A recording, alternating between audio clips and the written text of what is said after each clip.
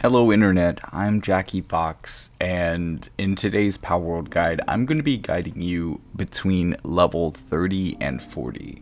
This is going to be a little bit more generalized, but I'm going to show you some additional stuff in addition to the breeding farm, because if you haven't seen the part 2 of the breeding guide, then you're going to be doing a lot of that during this portion of the game. Specifically, you're going to be trying to get up to about Phalaris, because I think it's at level 38. You should gain access to the Phalaris mount. I think at level 36 you also get the Wyvern mount, so you want to be breeding those by those level points because they will be increasingly better mounts for you. But at level 30, at the very beginning of this, you unlock the ability to ride Kitsun if you want protection from the heat, and if you've bred one or been lucky enough to hatch one, you can also ride a Pirin, starting at level 30. Then moving on into the next couple of levels, we're going to see some really interesting stuff, but I don't really think that the single shot sphere launcher is worth it. Maybe the other ones are, but I haven't really tested them out. I just wasn't impressed by how it fired spheres. But you'll see there are a number of things that were unlocked just because I needed them for progression. Tomatoes weren't one of those. I found a number of interesting recipes with tomatoes. Polymer is important, and that's going to require a lot of high quality pal oil. But another thing that you can start abusing here, because you can probably start selling nails at this point and making a ton of money for yourself for really one of the first times in this game. Now, at this location, you'll find a really good way to spend that money and maybe find a lot of the stuff that you need for breeding, or really being able to short circuit that process potentially. And as you can see, I've already purchased a number of things from this guy, but if I return to title and come back, he should have a completely new list of stuff for me. So just logging back in here, you can see after I've already purchased like 3 of those. Where'd he go? Oh, there he is. Okay. Had to wait for him to load in. And if you were wondering what he meant by contraband or by restricted stuff, there are no restricted pals, but you weren't supposed to have people. So yes, he is technically a slave trader. He is perfectly willing to participate in the slave trade, and I think the fact that I slave traded in the game has now broken this whole area. Like I feel like I have somehow cursed myself. I tried to reload into it to see if the glitch would go away, but no, it didn't. Oh man.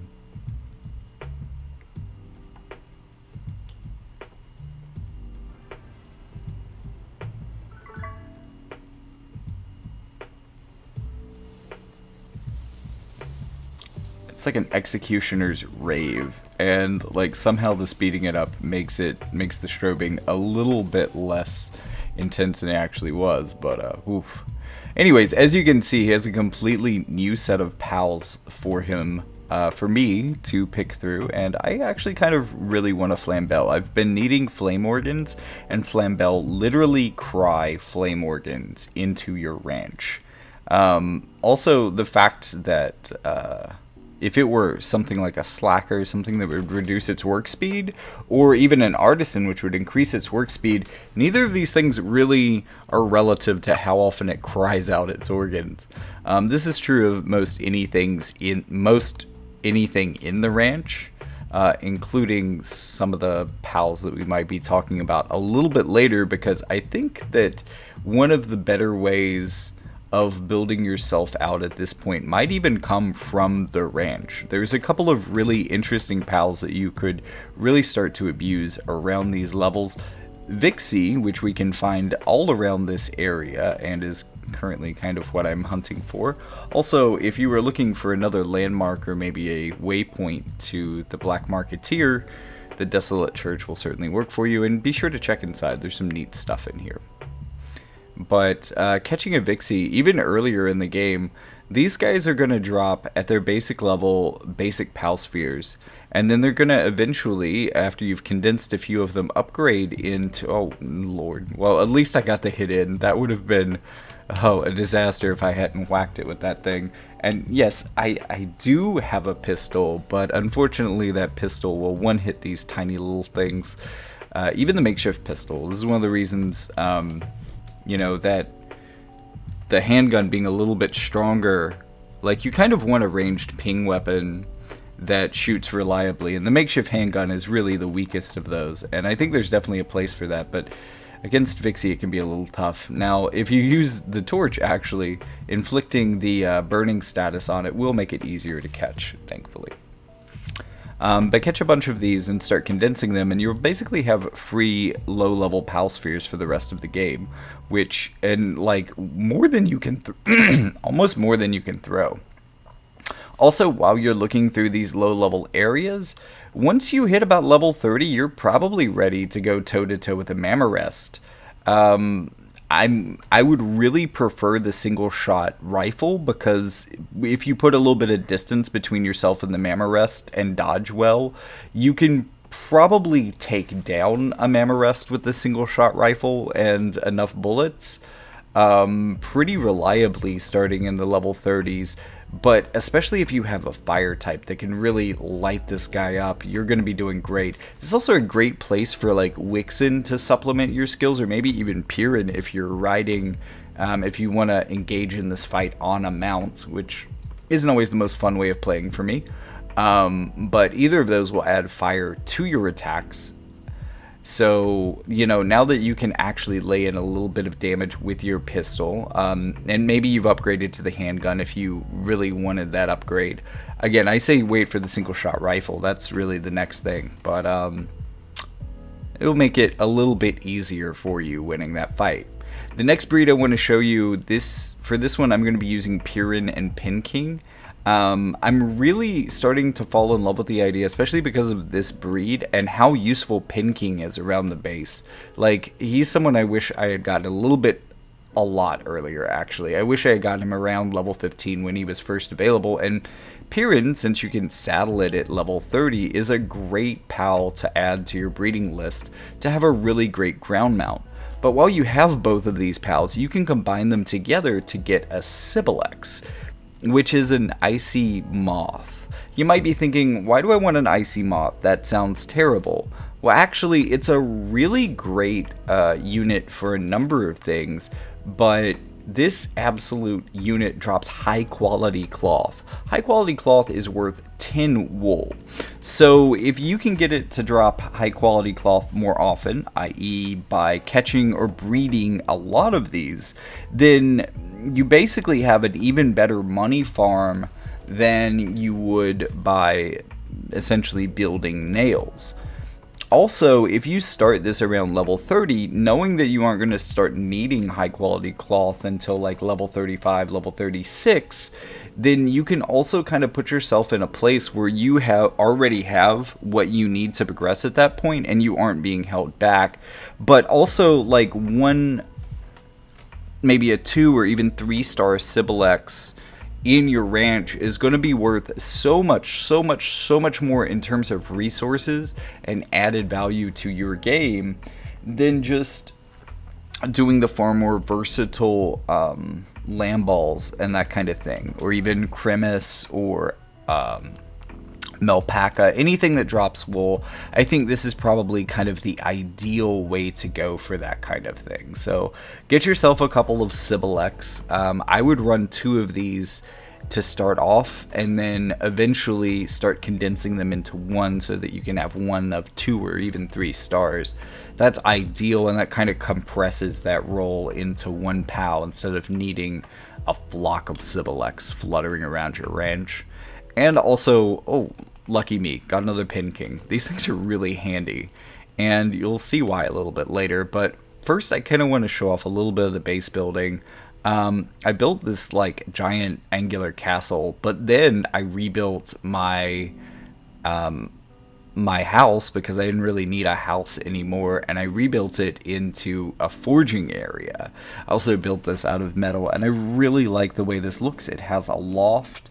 I think that's where I'm going to end up putting my bed and kind of take out this wall here in front of me and expand the space a little bit. but this has more than enough room for all of my forging, storage, cooking, and incubation needs. I'd probably even fit a refrigerator or two in there as well. Heating, cooling, incubation, everything in this area. Unfortunately, very little of this loft attic is actually in my base, but whatever. Anyways, I think it looks pretty cool, and the castle on the other side, while it's a bit of a cobbled together mess, has a lot of space and has enough room that I'm starting to build in its own little factory space. It's been a little bit difficult. I've had to playtest where the factory components can fit and people can still run to it. It's a good sign if they'll run to it to help you construct it. This is our Sybilex, and as you can see, that partner skill is only level 1 for me now because I haven't bred a bunch of these. But if you do, or if you get late enough into the game, level 30 or 40, so towards the end of this guide, you should be able to run into the northern regions, kind of the snowy mountain area, and catch a bunch of these. You should be able to find them after you breed the first one, and you should probably breed the first one well before you can start to catch these, I would say. Also gonna throw my Vixie and my Flambelle in here. I'm probably only going to need Flambelle in here for a very short period of time because they will stock you up on Flame Organs way faster than you can use them, but for the moment I really need some extras for the forge, or extra forges, furnaces into the future, but also extra cooktops, especially after expanding bases. This is Vixie's partner skill. Dig here is going to, as I said, give you it's actually a variety of items. I would say that the Pal Spears are probably the one that I'm most excited about. And the Mega Spheres, as you level the skill up, are definitely pretty cool because they'll at least give you a chance of catching most things before the in-game areas, at least if you whittle them down.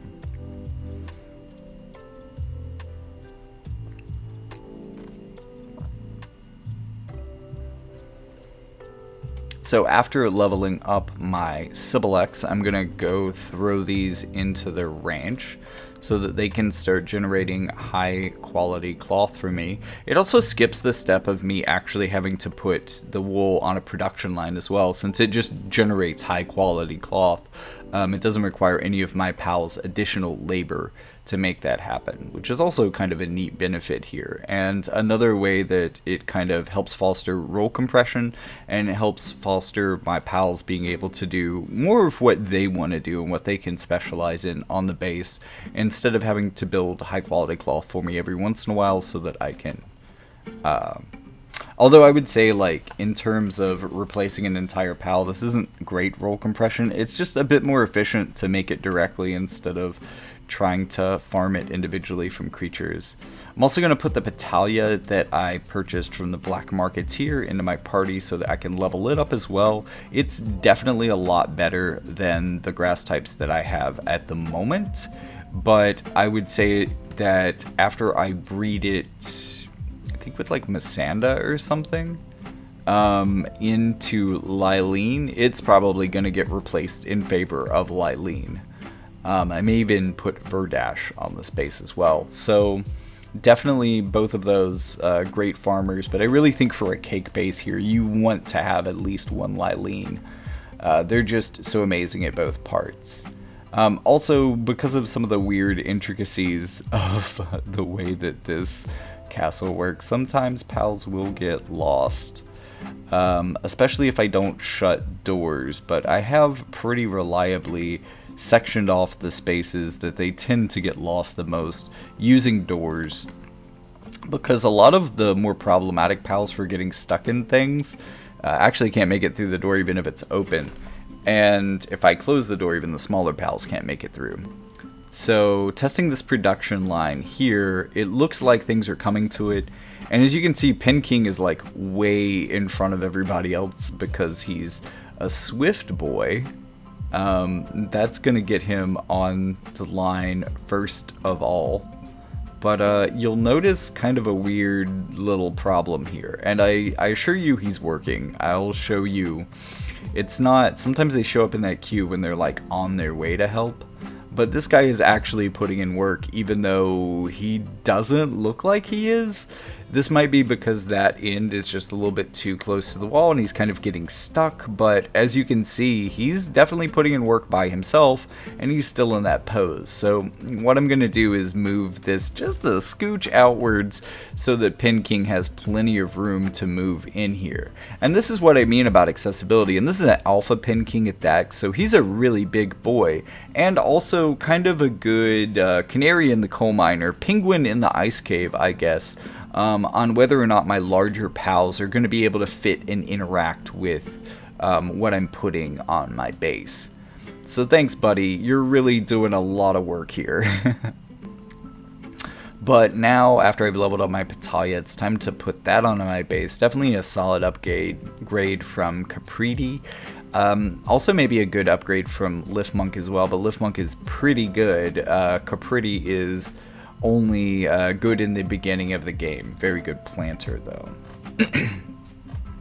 And as you can see, the Pin King that I've placed on my base is already beating the crap out of the rocks. There weren't as many things that I've had so far that have been very aggressive miners, but thankfully this guy is one of them. Speaking of a place that I need aggressive miners, here I am on Xbox. I just picked up a large load of some of the late game items and I am ready to show you where to find them. Because the guide that I've shown you up to this point will make you pretty serviceably all the way up to level 35. But at the point where you're going to start wanting to breed things like Wyvern and Phalaris, and you're going to be getting into the improved furnace, which is going to be giving you the refined ingots and going to require you to have coal, which you can find here in the location that I have placed my base. But I do want to show you, unfortunately, that I'm having some clipping issues because I haven't built this particular base with quite the same eye for accessibility. This is something that I really became a lot more aware of as I was playing the last run on my laptop, and that was kind of the point where I started building things too high. And as you can see, after a bit of improvement, not only have I built things to where my Phalaris can fly around, albeit with its wings clipping through the production line in the ceiling, but can comfortably fly around inside of my base production area. But also managed to fit a factory on top, which has really freed up this space down below. And if I could build another level up from that and kind of build that up a bit, because, I mean, you can kind of build up infinitely in this game, depending on how far your pals are willing to work up or how far you're willing to climb. I could actually add a lot of utility to this building by adding an additional layer. Now the only thing I couldn't fit up there was a sphere bench, so I'm just going to build this here where my production line was before, as you can see from the nail locker. Dang, there's so many things that want me to lift them, like, oh my god, I can interact with like everything here. Okay, cool. Let's get some lighter nails. Trade those out.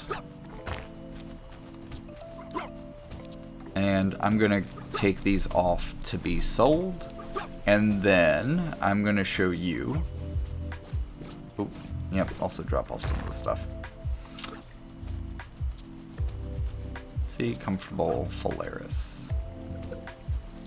So I need to drop them off a food box. That's what some of this food was from. Cheeseburgers don't really do much good in the fridge. Eat them while they're hot, folks. Now I can afford to pick up some bigger nails and go shopping. So, like I said, level 35 is going to introduce the circuit board, and the circuit board is going to require you to get polymer, and quartz, whereas the improved furnace is going to require for the refined metals and the refined stuff. And all of these things, which are going to start requiring refined ingots, basically every technology that requires metal after 35 is going to require refined ingots or better. So you're going to need a really steady supply of coal. Also, here comes the high quality cloth at level 36, the Wyvern saddle as well, and the single shot rifle and rifle ammo. So that's going to be a pretty big upgrade to your ability to do DPS. Probably does about 10 times as much damage as the handgun per shot. So that's a big deal. Level 38, you're going to get a refrigerator. Level 39 is a shotgun shells, and extra large chest. You can start riding your Polaris at level 38, and then you're going to get a couple of upgrades at level 40, but probably the biggest of those is the spear, just to replace all of your mining and melee gear. And that's going to allow you to start equipping more of the guns that you've started to unlock at this point. That's really going to be a lot of weapon compression because, again, the Lily's spear and the sword that comes after it are both very good pieces of mining gear. Now, let me show you where we are and why you probably... well, hold on. First of all, let's go to the desert. This actually ends up being one of the closest waypoints to the desert, interestingly enough. But that's where we're going next, and you probably want to have, at least in this point in development, maybe after the next patch, maybe the next patch will save this, but especially on Xbox, and I think maybe even on laptop. I don't remember what my experience of getting Quartz was on laptop, but especially on Xbox, parts of the ground to load in. By the way, I used to have a house, a little 2x2 house right here. Until the last time I came. I came with my Polaris, I flew in just like that, and a Toko attacked near the house, and that first skill that you saw set my entire house on fire, and it burned down. That's why there's so much wood sitting there right now. But I kind of put that little makeshift house out in the middle of nowhere to kind of triangulate me between a couple of pieces of sulfur, just to make the sulfur a little bit easier to spot, because now, kind of from the ground, I know how to run to those pieces of sulfur from the house. So I guess I'm going to have to rebuild that. It was kind of like the forward camp that I put on my second base before I built there, except that you don't nearly need as much sulfur as you do coal, so I don't really have the same desire to build a sulfur base. And also you'll notice, instead of just making boiled dumud, you can make dumud chowder if you happen to have lettuce and tomato, I believe. So that's a pretty cool, or maybe it was flour and tomato, I don't remember. Tomato is definitely involved. And definitely an upgrade to just broiled dumud. So I'm starting out this time from a lot lower than I did before, and I'm actually going to fly you in to this area much like you would as you were coming at it. So if you're already familiar with how to get to the desert, here's the desert. We're going to fly past that desert. Well, let me switch to Polaris to fly a little bit faster, as this is kind of a long trip.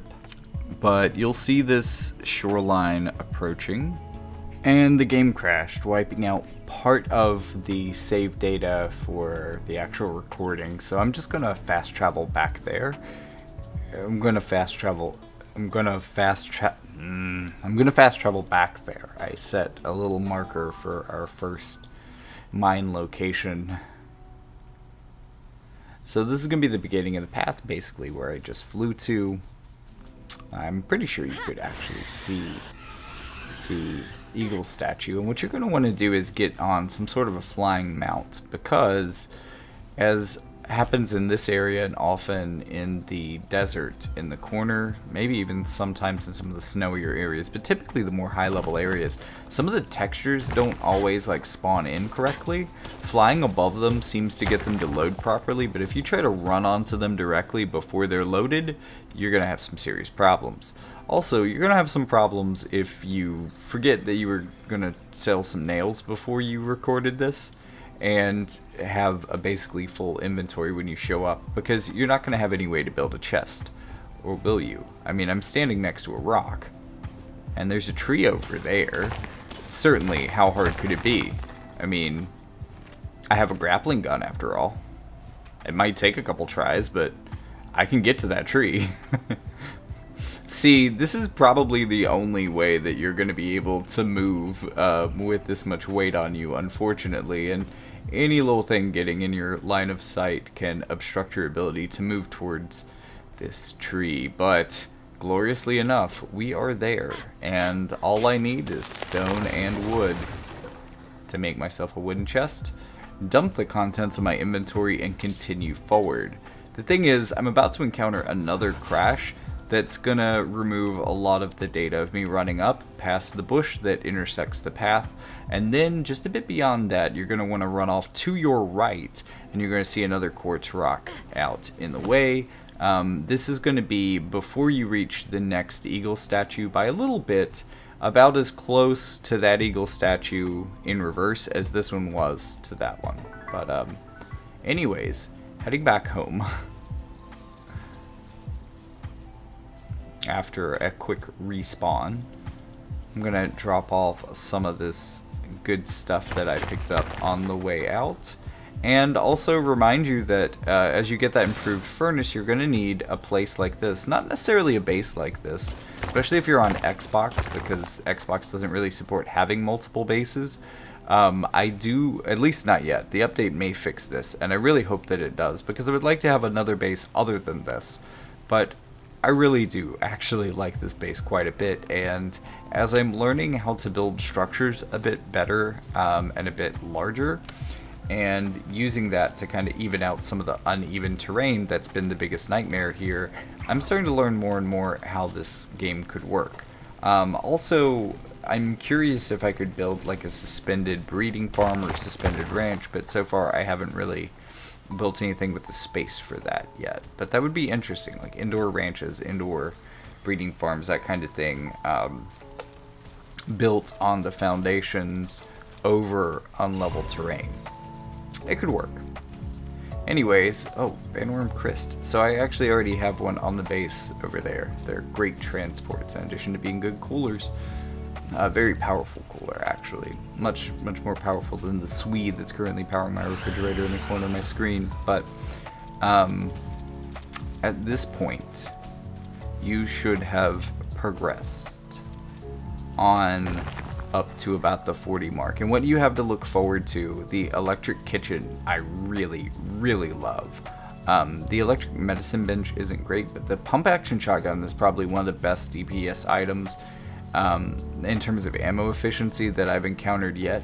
The assault rifle is definitely more powerful and pumps out damage faster, but it's it goes through absurd amounts of ammo. And in terms of the Lily Spear versus sword comparison, again, I'm going to be on the side of the sword, and this is mainly because of repair costs. I want to be able to use this stuff to mine, so it's going to break often. I'm going to be mining with it. It is my new pickaxe, so I don't want to have to use high quality cloth and ancient civilization parts every time. And finally, the next real big point on your journey to the top is going to be at level 47, which is about the point, level 45, level 43, sometime before level 47. I recommend you to get to the end of the breeding guide, which should follow you up to about level 45 or so. And then at level 47, you'll actually be able to mount and ride Shadowbeak, which is my preferred mount and one of the coolest mounts in the game. Not quite as fast as Phalaris, but certainly very powerful. And also runs very fast on the ground too, like has a really good ground speed. I like that about him. But also kind of one of the preferred damage units in the game, and one of the most powerful that I've seen. But also, you definitely want to be going for Phalaris and Piran by the end of this, and I highly recommend Wixen. It's maybe not the coolest POW in the world, but certainly worth breeding a really good one. At least I think so. I'm a big fan of this one, and as you can see, I put a lot of effort into that one. And then here's my Gale Claw, which is my favorite of the gliders. So, with all of that knowledge, I hope you're doing better than I am right now, because this certainly isn't an OSHA approved work site. Anyways, like and subscribe, and I'll see you in the next one.